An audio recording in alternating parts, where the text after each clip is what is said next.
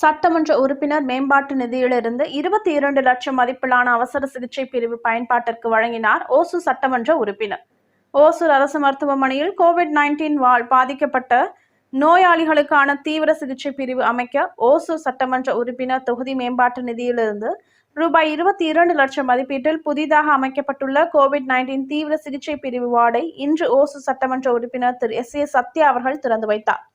இந்நிகழ்ச்சியில் ஓசூர் தலைமை மருத்துவர் பூபதி மற்றும் மருத்துவர்கள் கிருஷ்ணகிரி திமுக மேற்கு மாவட்ட அவைத் தலைவர் யுவராஜ், தலைமை செயற்குழு உறுப்பினர் சுகுமாரன், முன்னாள் நகர செயலாளர் குருசாமி, மாநகர அவைத் தலைவர் கருணாநிதி, மாநகர துணை செயலாளர் நாகராஜ், மாநகர பொருளாளர் சென்னீரப்பா, மத்திகிரி ரவி, மாவட்ட தொண்டரணி அமைப்பாளர் முல்லை சேகர், மாவட்ட பொறியாளர் அணி அமைப்பாளர் ஞானசேகரன், மாவட்ட மாணவர் அணி அமைப்பாளர் ராஜா, மாவட்ட இலக்கிய அணி துணை அமைப்பாளர் அரசனட்டி ரவி, மாவட்ட மாணவர் அணி துணை அமைப்பாளர்கள் ஆனந்தன், நவீன், மாவட்ட பொறியாளர் அணி துணை அமைப்பாளர்கள் மகேஷ் பாபு,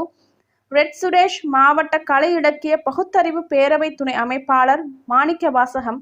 மாநகர இளைஞர் அணி அமைப்பாளர் சுமன், மாநகர வார்டு கழக நிர்வாகிகள் சீனிவாசன், சூரி, பாபு,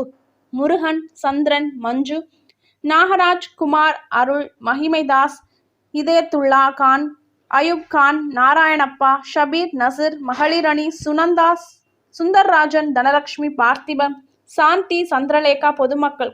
பலர் கலந்து கொண்டனர்.